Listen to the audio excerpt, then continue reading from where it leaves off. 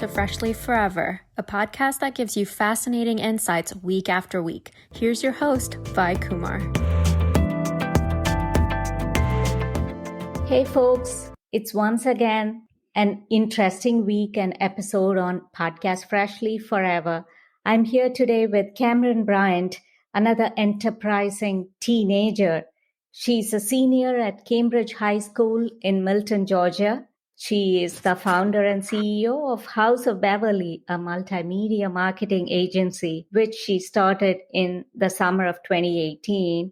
And she specializes in helping women-owned businesses build their companies through branding and social media marketing. In addition, Camryn is the editor-in-chief of House of Beverly magazine, a monthly digital magazine that allows teenage girls to share their stories, discuss fashion, and bond over current social trends. She's the host and producer of The Beverly Chat, a monthly podcast which features interviews with rising female entrepreneurs, fashion enthusiasts, and high-achieving students. I'm super excited to have the chance to chat with Camryn here today. Well, welcome to the show.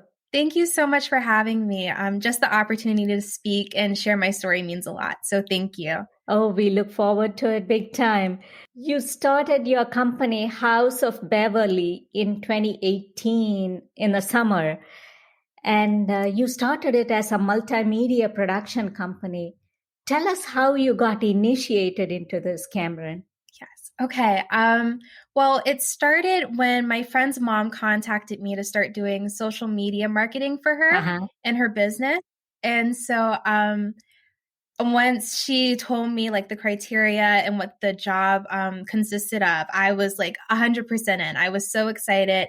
And ever since then, I've helped around 11 companies build their business through branding and social media marketing. And I just knew that I had a passion for it. So right at the beginning, it was just a consulting company where I just tried to help people by using digital media.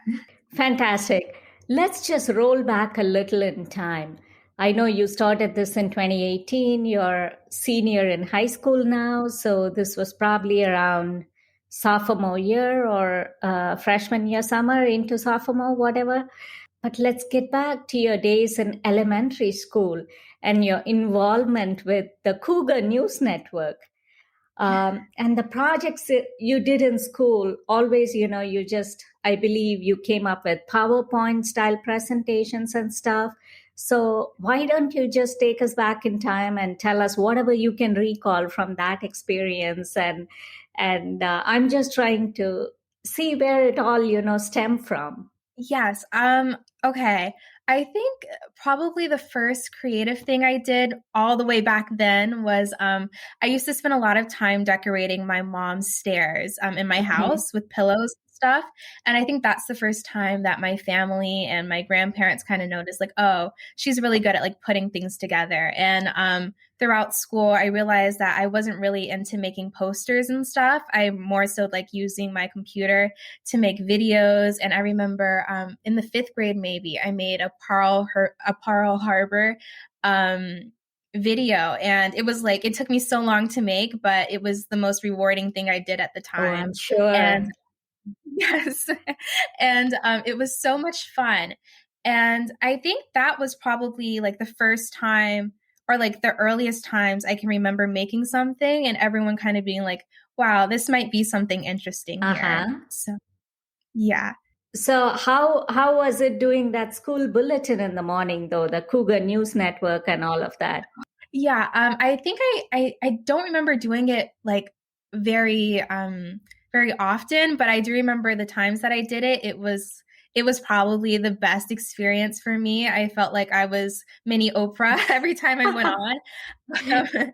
I was in charge of the sports section. And I think at the time I played tennis and my brother was just starting off with golf and probably playing football and stuff. So I was like really into sports and being able to research sports every afternoon and then go on and talk to the school about what was happening was probably when I figured out my love for storytelling and communication. So super fun experience, right? Yes, exactly. And middle school, is that right? Was that the time when you did all these video shoots for the basketball team and all of that? Yes, that was like the highlight of my middle school career. I was really close with the video production teacher at my school. So I would like eat lunch in his office and everything. And I was really big on video production. So Uh-huh. what did I do? I did just videos for the whole school. Often, like every week. And eventually the the video teacher was also the coach for the basketball team. And he was like, Camryn, why won't you come and record some of the basketball games? Mm-hmm. And that was the coolest experience because, first of all, it taught me a lot about basketball.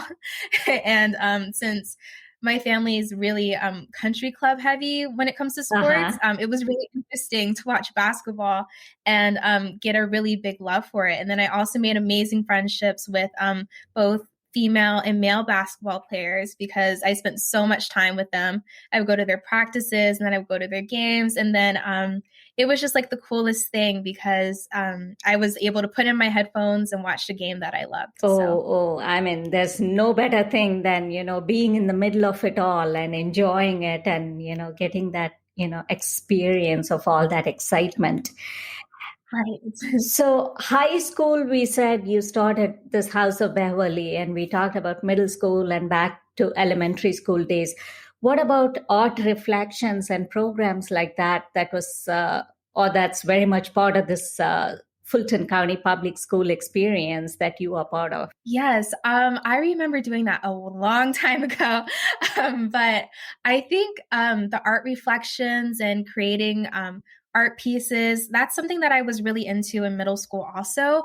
I took a lot of art classes, and I think the way that benefited me now is that it taught me a lot about color matching and color coordination. Uh-huh. And it gave me my very own sense of personal style when it came to things visually. And I think that even though I've kind of lost some of my artistic talent when it comes to drawing and painting, I do think that that really was the groundwork for me to be able to do what I do today because it taught me so much, so many rules and so many things that I just have in my back pocket just in case I need them. Uh-huh. Did that also pave the way for anything, photography related or any, recording stuff that you possibly did for art reflections? I don't know. Maybe.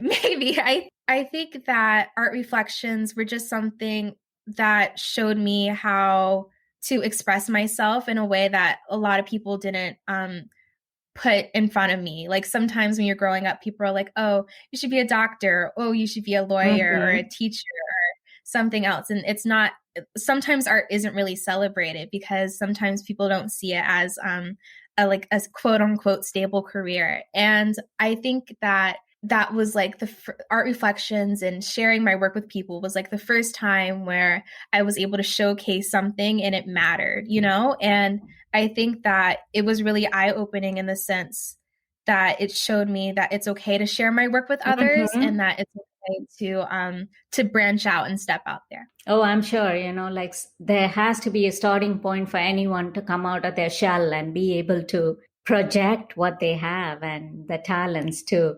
So, what prompted you to transition to a company? I know there's some story behind that as well, like you were involved in some feature film projects and stuff. Yes. In the 8th and ninth grade, and maybe even the 10th grade, I think I did it for the first 3 years of like my middle high school career. And one of my close friends, he reached out to me and he told me that he wanted me to be the costume designer and creative director of his student feature films. And that was just the best experience ever because I think one of the things that I really learned from that experience is that I love to work. I'm a total Mm-hmm. busybody. And just it gave me a drive because I had deadlines, I had a budget, I had to manage. Like I think for one movie, I had 10 people that I had to dress.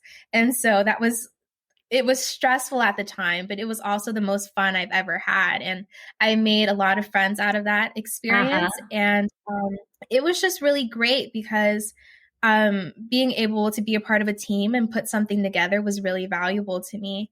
And I just think that it was really helpful in the sense that being able to work with my friend who had such a passion for film and see how passionate he was for something made me more passionate about what I love to do. So Okay. that was yeah. Fantastic. So how many projects have you done like that? And what are some of those feature films? Yes. The latest one I worked on was in the 10th grade. I worked on it in the 10th grade, but I think it premiered in the 11th grade. I worked on The Simple Truth, which is a short film directed by Alex Taylor. And it was a totally great experience. And then I worked on, I think, 2 other of his feature films. This was like ages ago, so I'm having a hard time giving you the exact details. But, no worries. Okay, great. And it was just so much fun because each year, each project got a little bit bigger, and each year I had different responsibilities and different things and different people to talk to. So it was just like a great experience because it really taught me how to be organized. It taught me how to be persistent, and it also taught me how to be creative and manage a budget and all those other really cool things. So you kind of grew with it all, the whole process as such. And was all of that the reason you felt more confident starting your own company? Yes, definitely. I think that for me personally, as a minority, I think it's really easy to feel disqualified because other people make you feel unworthy of being listened to or unworthy of sharing your talents with others. And for my friends and for the people that I really thought really highly of to be like, oh, I appreciate your talent. I want you to help me. That was very powerful to me because it kind of taught me that like, oh, just because my interests aren't necessarily STEM or they're not necessarily like typical things, that doesn't mean that they don't matter. And that there's also like a place for me. And I think that that's really valuable. And I try to instill that in my business, especially in my magazine, because I try and invite girls every single month to write in one of my issues. And I try and give them the space to air out their feelings and talk about things that are important to them because I know how important that was to me. Okay, we'll get to the magazine in a little bit. You have done so much, girl, and I just need to, give you your due impetus and, kind of talk about each one separately. But what was your target focus group with the business as such when you first started it as a multimedia company? Yes, it was definitely for female entrepreneurs who ran online-based businesses. I think for a lot of people, it's really stressful when you're creating an online-based business to figure out how you're going to market something. And I think that being able to use digital media and being able to create graphics and stuff, even for something like a podcast, it's really important to be able to make graphics to promote your stuff, especially because social media is just everywhere nowadays and it's so important. And some entrepreneurs don't know how to use social media or don't know how to stay updated on things. So I just felt like it was really important to do what I could to help entrepreneurs grow their businesses, even if they didn't have all the social media tools or all of the things or the confidence that they needed to get going. That's wonderful that you focused on women entrepreneurs, and that's just amazing. As a teenager, for you to have figured out what your focus group should be, I think that's just fantastic. And you already jumped ahead and touched upon, the aspect of being minority. But as such, what is it that you would say you faced as, I think everyone faces challenges, right? When we step into starting something on our own, and we all learn over time to cope up with stuff.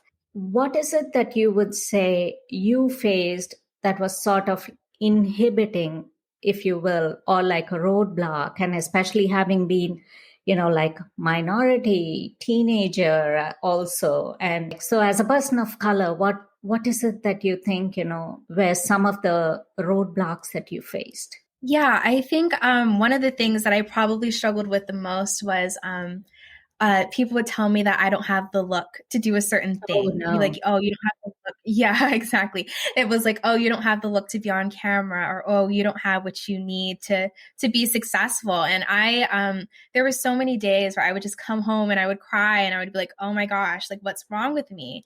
And I think in an environment where you are a minority, it can get really easy to get discouraged. But I think what I learned from that was that there's power in having your own thing and being your own boss. And I think that you can't let one roadblock or one person's view or one person's perspective stop you from just going for your dreams. And I think that taking the reins on my future was probably the best thing that I could have done, because if I had waited for people to say, oh, maybe she does have the look, or maybe she is smart enough or cool enough to be something, then I would have been waiting forever.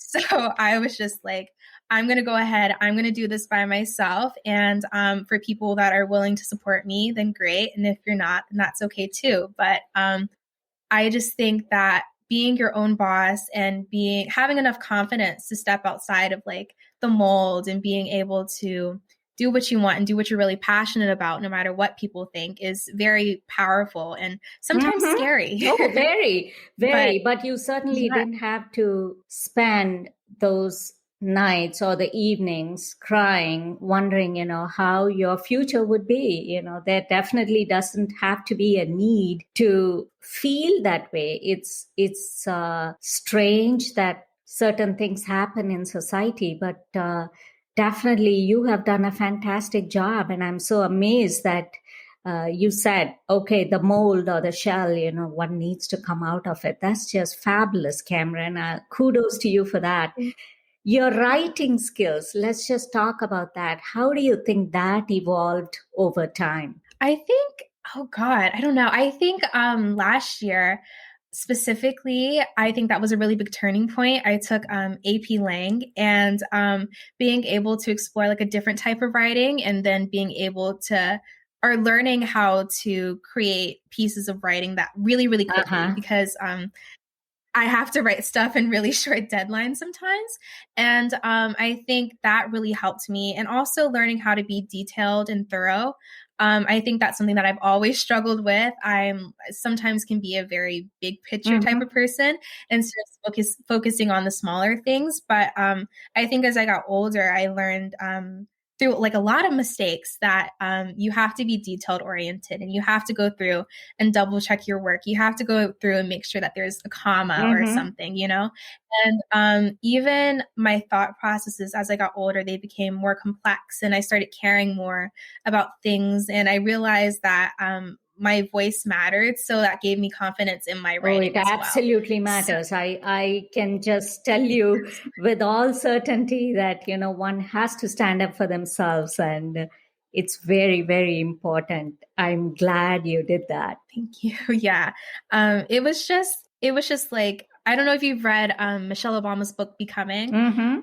It was my becoming moment, being able to realize that I had something to bring to the table, or I could build a table for others. And I think that once I gained that confidence, it began to show in my writing as well. Awesome. And for the benefit of our global audience, if you would tell them what AP Lang is, because you referred to it as AP Lang, you and I know what that is, but just for people to know, okay, what kind of skill set did it require for you to, kind of even hone what you had and just bring it all together? That'll be fantastic. Yeah. I think it's called AP Language and Composition, I'm pretty sure. And it's practically a college level class where you have to write essays in like 45 minutes. And sometimes you would get like the most obscure prompts of all time, and you'd have to write something about them. And it really challenged me in the way of being able to oh God, what's the word? I'm sorry. Being able to. So it kind of stirred your creativity and fostered all of, what you had within, right? Yes, of course. Okay. That's exactly it. Okay. And AP, again, just to clarify, is advanced placement, and you very nicely put it as college level courses. And so just so you know, whoever is listening across the globe, I just want them to kind of be very clear about what we are talking here. And from social media post to now editor of a magazine, like you mentioned earlier, how has that journey been? Because you started helping all these women entrepreneurs on Pinterest boards based on what they saw. It kind of evolved into a business, House of Beverly. But from that to now editor of a magazine, you talked about how and what helped you shape your writing skills and hone it and bring it all together. But how does it feel being the editor of a magazine, and how has that journey been? Oh God, it's been probably the craziest thing I've ever done, ever. Uh-huh. And it was really transformative. I think I actually started working on my first issue, I think exactly a year ago. I think, or maybe a little bit, like I think I started working on it March 18th, probably right around COVID started happening. And I remember looking through magazines and stuff, and I remember being told, like I said earlier, like, oh, you don't have the look, or oh, you don't have what it takes. And I think for me, something that really meant a lot was seeing representation in media. And so I think it's really important that when girls, especially my age, because it's really hard growing up in the age of social media when there's one beauty standard and everything. I think that I wanted to create a place that was representative of girls of all skin tones, all body types, and real stories, because everybody's story matters. And I think that for me, the scariest thing about starting my magazine was definitely putting it out there. It was terrifying. I actually, I wrote about this a few months ago. I cried for 2 hours after I released my first issue. And you would expect that to be a happy moment. But when I talk to people about it, I say that it's like sending your kid off to school for the first day ever. Even though I don't have kids, but I can imagine that's what it feels like. It's like, oh, are they going to make friends? Oh, are they going to, be okay? Oh my gosh, are they going to fail? Like, it was just a lot of anxiety. And I still struggle with releasing issues sometimes. But I think that when I get a text message from someone and they're like, oh my gosh, I read this article and it really, really helped. Or, oh my gosh, like this made my day, or just something really sweet. It makes me more motivated to keep on doing them, because they are making an impact on someone. And that means a lot to me. Oh, absolutely. Like you said, if someone were to, just in a nutshell, wonder what the topics covered in the magazine would be, that would be fashion. And, you just let people express themselves via articles. And mainly it's a girls oriented magazine, and where you kind of just knock off the premise that size 0 is the norm. It is not. And so people can be what they are, and it's what they are from within that matters, right? And you just help them bring it out. And you also do book club, movie of the month sometimes, and all these personal stories on self-esteem and development. Is that right? Yes, I like to say it's kind of like Teen Vogue with a hint of O Magazine and a little bit of Harper's Bazaar. Oh, so such a fascinating blend of everything in there. That's like great vision. Back in a moment with our guest on Fresh Leaf Forever.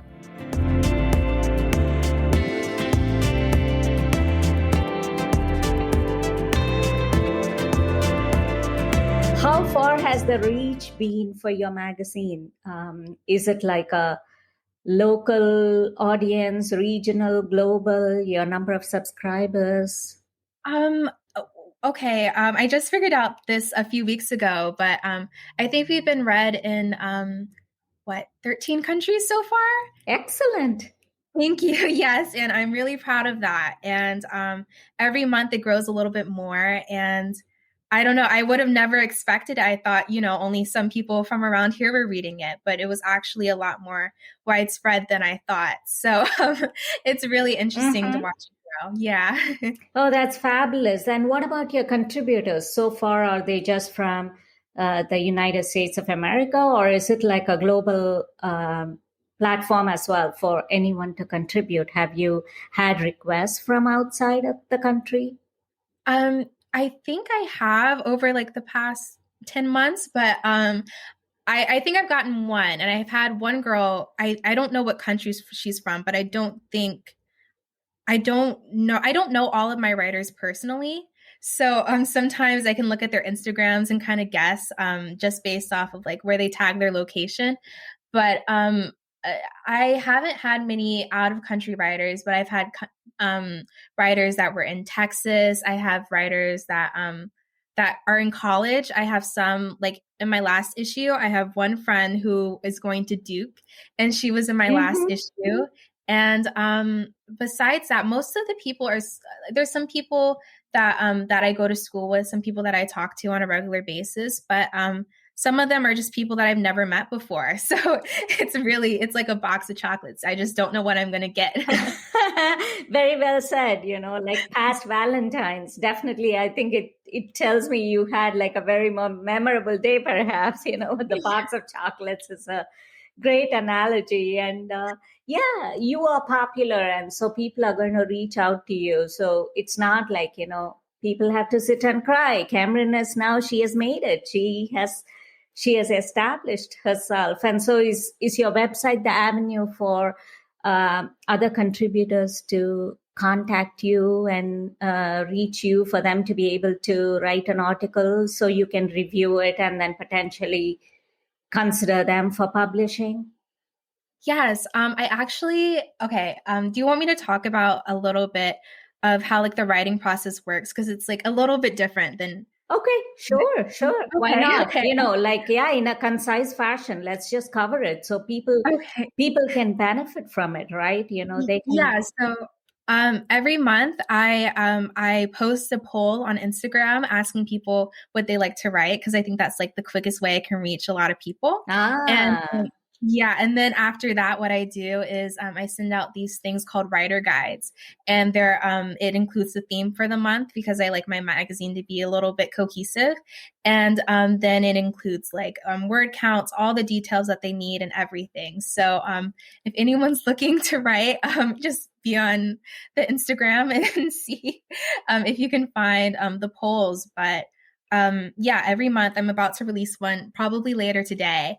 And just so anyone who sees it can write if they want to. Oh, fantastic. And so what's the targeted audience again with the magazine? Is it just like a teenage group of girls, or is it just, could it be anyone else? What do you think you would say on that? I would definitely say from my demographics, most of my readers are from ages 13 to 24, and majority of them are girls, but others, there's some guys, which sometimes surprises me, but there's some guys that read it, and it's like, it's so cool. It always makes me smile. And yeah, that's pretty much it. And it's practical. I mean, I guess there's some stuff for guys, but not really. It's a pretty girly magazine. Okay. And as far as the fashion that you cover over there and all of that, how do you go about that process of nailing down, okay, who do you want to feature, and how do you kind of like go about that process of compiling all that information? Yeah, definitely. I'm a really big fashion person. Like I just love fashion. So I'm just surrounded by it literally all the time. So normally what I'll do, I'll get like 5 or 6 fashion topics that I've been really into over the past month. And I'll kind of shorten down which ones I think is going to be most exciting for the readers to read about. And it also really depends on current events and what's happening like right now. So for example, in February, I had my February issue last week, and there was Haute Couture Week, and so a lot of fashion shows were happening. So I decided to cover my favorite and the one with the most interesting stories. So I just covered Christian Dior and the inspiration behind his fashion show. Okay. So your magazine is published monthly, and you're now on a different platform with a podcast too. Girl, is there something that you haven't ventured into? Yeah, there's still some things left. Everything under the sun so far as media and publishing, most of it that a teenager can possibly aspire for. I think you've got it all covered. And Thank you. so why podcasting? Oh yes. I love listening to people talk, and I love watching interviews.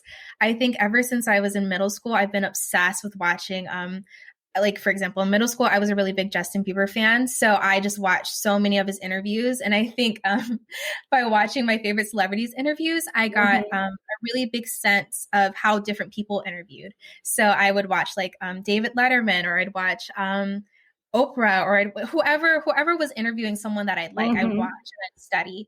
And I think listening and watching all these people interview others was really gave me my love for storytelling as well. And it gave me my love for podcasting. And some days I'd be like, oh, I can't wait until I get to have my own TV show. And then I'm like, wait, I don't have to wait. So I could do a podcast instead in the meantime. And it's been a really great experience. Oh, wonderful. And so who has been the biggest inspiration or the motivator, if you will, in your journey, Camryn? Oh, okay. Well, it's definitely been my mom. She definitely motivates me every single day, and she's always there to help me and talk to me. And she's just like the best. And besides my mom, if you want someone famous, I'm really inspired by, Oprah.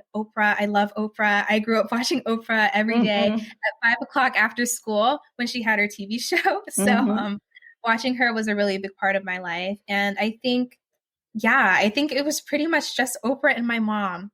Okay. So for every young listener sitting out there and hearing you speak and wondering, oh, I have all these several ideas in mind. Now that I hear her say one doesn't have to be in their mold or in their shell and can come out, wondering, how do I pursue everything? What is your message to them? Oh God, I would probably tell them, just start, make a plan and start. And starting is definitely probably the scariest part, but it's okay. You'll get through it. And and I would probably tell them that not every day is going to be easy. And I know that it's super easy to go online and look at other people's success and see what they're doing and compare yourself. But you have to know that just because you're seeing a picture doesn't mean that you're seeing the full picture. And that it's really important to be patient and be kind to yourself and give yourself breaks because you deserve them. And you know, your business or whatever you're working on doesn't have to be one set thing. It could be very fluid. Like over the course of the past 3 years, my business has changed in so many different ways, and it's going to change some more, honestly.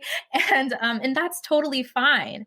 It's good to go out there and explore. And the only thing that's stopping you is you, and you have everything it takes to be successful. And when you said make a plan, you know, it could be as simple as, you know, writing some thoughts down or, you know, doing some stuff like that, you know, just get started somewhere. So there's a page open in your brain somewhere to just get back to it and continue and pursue that journey, I would think. Exactly. And I think, you know, just put all your ideas down on a piece of paper, and everything, you'll start seeing things and you'll figure out how to get started. Okay. You know, coming from a youngster, so I'm sure, you know, so many other youth listening would definitely take a leaf out of your book. You have done so much in digital media. You also said something which leads me to this next question. Where do you see yourself, say, in the next 5 years? Because how do you think this digital media space would evolve, or rather, how do you visualize how it'll move forward?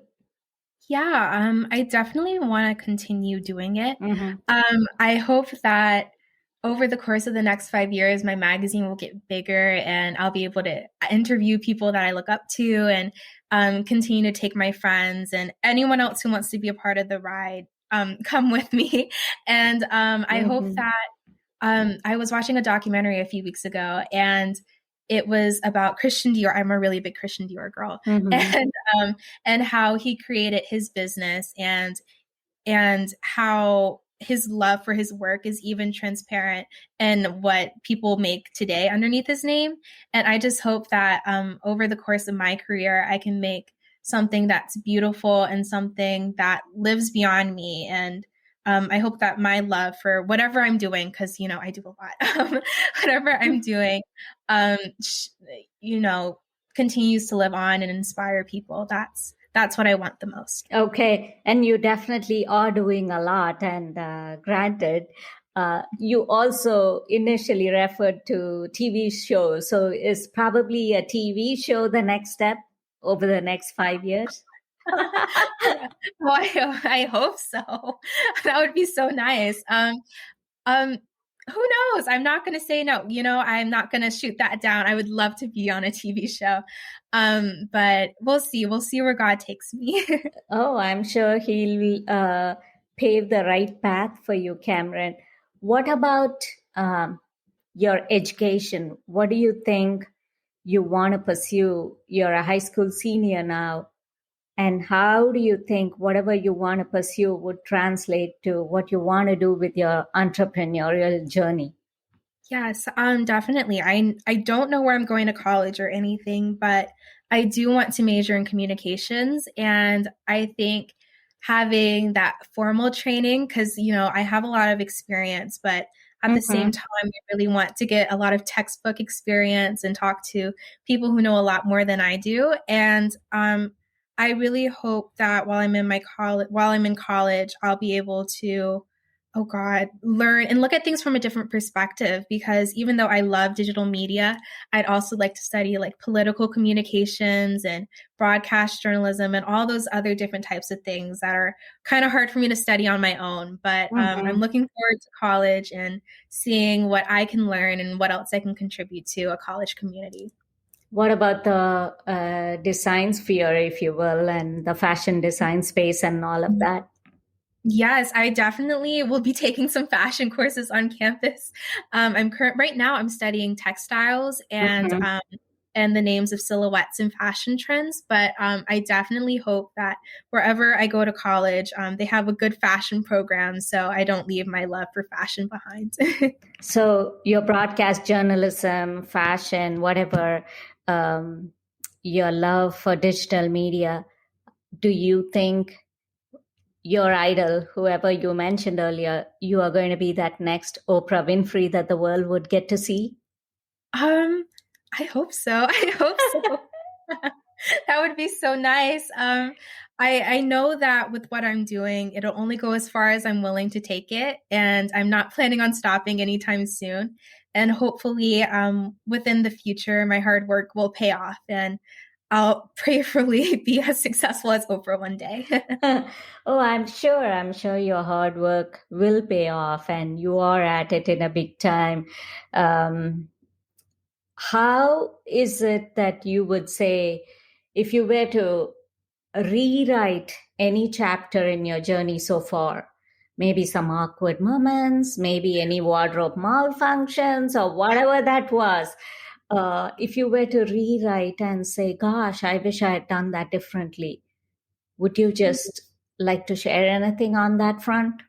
Oh God, not off the top of my head. I try not to beat myself up over stuff that happened or stuff that I did wrong, because even though like not everything has gone my way in my life, that doesn't work for anyone. But I think that those moments are really just really great character development, because if people gave me everything I want, I wouldn't have what I had now. And I probably wouldn't have the same confidence. And I think all of those bumps in the road really prepared me and keep me going today. So I'm just really thankful, because even though things looked really ugly at certain times, I figured it out and I turned out okay. So I don't think I would change anything. Oh, absolutely. I mean, like you're just doing a great job. And everything that you've been doing so far has been digital. Do you think you were ahead of the curve as far as what we are seeing in a pandemic-driven world? Or did you still face challenges in spite of you being digital? When COVID hit, was something kind of, did it make anything detrimental to whatever you were doing with regards to your business? Um, at the time, no, just because everything was digital and I've been doing digital work for a really long time, it was really easy for me to transition. And I think I hate to say this, but in a way, it kind of helped me become more creative because I Mm-hmm. had so much free time and I didn't have to stress out over school as much, which, I love school, but I didn't have to worry about like a homework assignment or anything. So having that extra free time allowed me to really explore and get inspired by different things. So I was definitely maybe ahead of the curve. Okay. Yeah. And your magazine is digital. And for now, is it subscription based or is it free for anyone, just for the benefit of listeners to understand that aspect? And would you consider doing anything different in the future as far as making it a subscription model or anything like that? Yeah, it's completely free for right now. I really want my magazine to be accessible to people, and I think that I don't want anyone to log onto my website and be like, "Oh, I can't invest in this right now." So Mhm. as of right now, I have no plans to make it expensive or charge people to read it. I just want people to be able to go on and read and get inspired, and hopefully, they can benefit from it because I just want it to be accessible and for everyone, for anyone who wants to read. Oh, fantastic. And your biggest support, if you were to say, where did that come from? Okay. Like I said, it was probably my mom still. Mm-hmm. My mom and my family. They're really the people that kind of help me all the time, and they're the ones that listen because um I mean, I think when you're running a business, especially as a teenager, it's kind of like a maze and there's not a lot of people to help you. And it's really scary to tell people about what you're interested in stuff. And I think the first people that kind of found out my ideas, I remember sitting on the couch with my mom and being like, Mom, I'm Uh-huh. going to make a magazine. Like, I'm going to do this. And her being like, okay, we'll see. You do that and show me what you come up with. And we did it. And my parents helped me every issue. My mom takes all of my cover photos. Mm-hmm. So, um, yeah, they're just the most supportive people. And my friends are so great about it. And if I hadn't had that base level of support, I don't know what I would be doing. So I'm really thankful for them. Oh, that sounds very, very nice. And I'm sure, they have been wonderful doing what they have done and nurturing you and just fostering your passion and helping you grow. So, what influence do you think Camryn Bryant has had on the society so far? And with whatever you're going to do in the future, what do you hope to bring as far as further transformation or making life better for people or whatever you want to achieve, Camryn? I think I definitely want to continue helping female entrepreneurs. I love my job, even though my job has changed so much. And I also want to continue inspiring people with my work. And I think currently the most rewarding thing, it's just having people read the magazine or look at it and just being able to say, oh, this article really helped me deal with something. And that's just so valuable because being told for most of my life that my story didn't matter or my voice didn't matter, and using my voice or even giving someone else a voice to Mm-hmm. share with others has been like the best thing because with a little bit of courage and a lot of hard work, you can make a big difference. And just lighting up someone's day means the world to me. Oh, Yeah. very, very nicely said. And I know, I mean, the fact that you're able to put yourself in someone's shoes and kind of make your contributors feel that you resonate with them, I think is definitely going to bring you more and more interesting contributions. And I think it's definitely going to add to your success, I'm sure. And usually I would ask for a takeaway from this program from my guests, but I think here I'm going to very succinctly say that one should follow their passion, be a leader, dream big, And that's what I think every youngster listening to this show should derive from you, Camryn, because I have just been amazed hearing you speak the past half hour or more on several things. And I think the fact that you did have roadblocks and you have overcome them, that's just something really, really noteworthy. And if I were to ask you, okay, I give you a choice between meeting a celebrity in the entertainment world, say like a musician, whomever, or a fashion icon, or a public service figure, who would that be and why? Oh God. Okay. I normally You have. already mentioned several celebrities that you go after, but okay, you know the categories that I mentioned, and they already fall into every single bucket that, but I also added like a public service figure there. So whomever you want to pick out of it, could be the same people, it could be different people in those categories. But Oh God. Okay. if you were to be given a choice to meet someone, say for 15 minutes over coffee or tea or whatever that is, and just be able to say hi, take a selfie, take a picture, who would that be and why? Okay. It would probably be Michelle Obama, but if Michelle Obama was busy, it would probably be Meghan Markle. Even though she married, yes.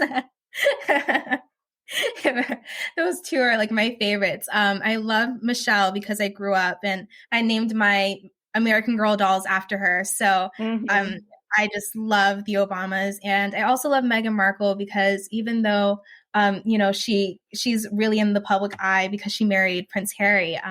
Before she married Prince Harry, she was really into doing community service and work. And she even had a blog, and she shared her voice and had a lot of courage and stuff like that. So I really love both of them. I also love Serena Williams and Anna Wintour. I could just go on. I have so many people that I look up to, but and Oprah. So there's a lot, but those are definitely some of the people. Oh, and if they weren't living, I'd probably want to meet Jackie Kennedy because she's just a really big fashion icon. So those are my like top 6. Okay, so people to emulate and still continue to serve as inspiration to you and to all others around the world. That's fantastic.